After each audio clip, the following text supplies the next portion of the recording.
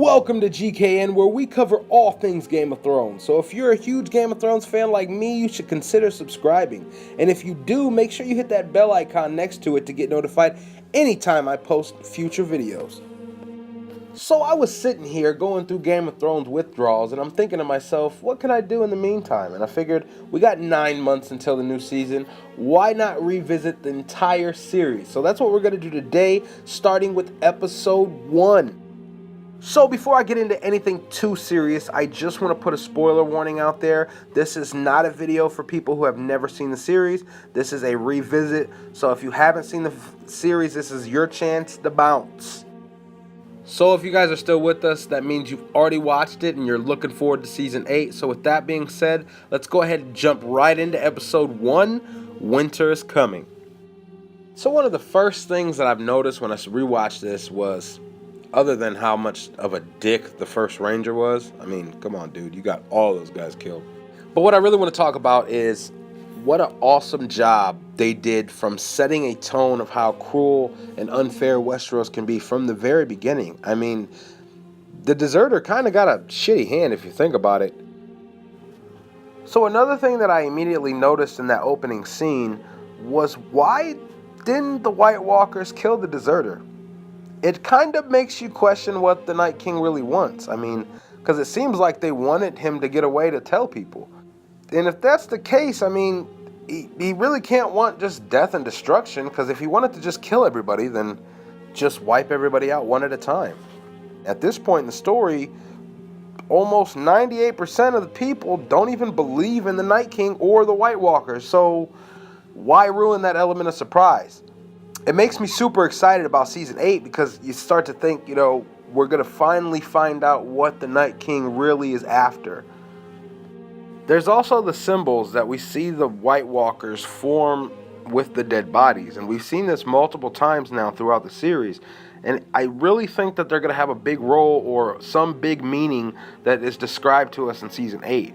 I mean, you even seen the Children of the Forest have similar designs, and even back in season 7, where Jon went in the cave, you've seen similar designs and patterns, so it obviously means something major. So next we get the first look at the Starks, and honestly, after rewatching this is just, it's so depressing. I'm kind of getting emotional. But like 90% of these people are dead. Like, you see little Rickon dead. You see Catelyn dead. You see Ned dead. You see like everyone we like at the beginning, and they seem so happy. But I think that's what they were trying to accomplish when they started it off like this. They wanted you to see how happy they were. They wanted us to see how much of a paradise it seemed like they were living until the shit actually hit the fan. This next scene is really neat to me because the direwolf symbolized the Starks so well. Wolf dies from messing with a stag, aka Baratheon. Ned would have never died if he wouldn't have agreed to become the Hand of the King. So then, because he dies, he leaves his pups in places they shouldn't be. I mean, and let's face it, the Starks do pretty shitty when they're not in the north. Next, I just want to touch on something real quick. I forgot how much I hate Catelyn and Sansa. Now, this is not going to be a popular opinion, but to me, Sansa is just so arrogant and just comes off like she's better than everybody else at this point in the show. Honestly, she acts more like a Lannister than a Stark. And Catelyn, I understand why she hates Jon, but it's still kind of petty and childish. I mean, you can't blame the baby for your husband cheating on you. And we all know that Ned doesn't cheat, but she thinks he cheated, so it makes her seem like she's kind of just petty.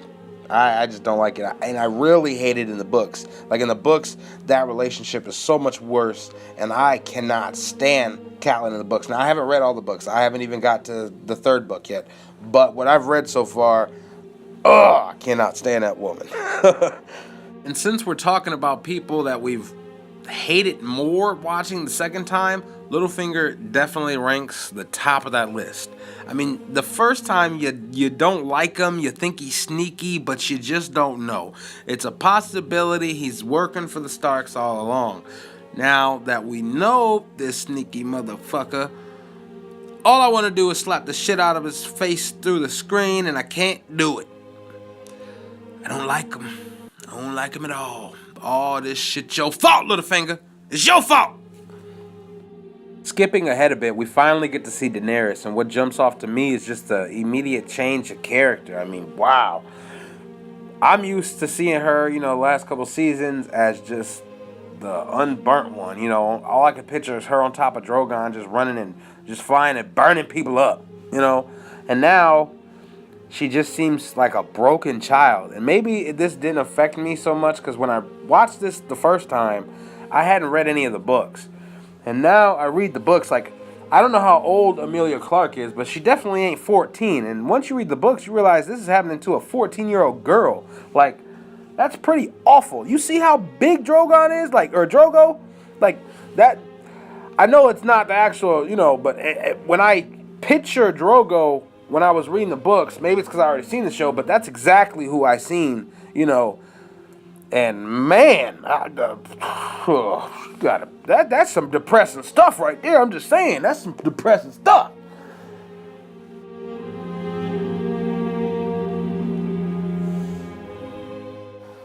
Okay, finally we got to talk about the ending of the episode, and it's still one of the better endings to any of the episodes. I mean, just because, for one, the shock value, and it doesn't have as much of a shock value the second time, but it's still, for one, this one event kickstarts so many things. Like, other things happen that were, getting the ball rolling, but this is what really just kickstarts it.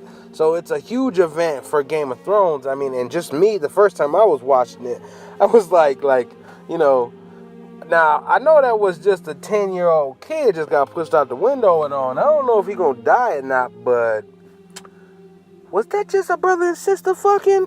Oh, no, that's nasty. I'm gonna have to see what happened though.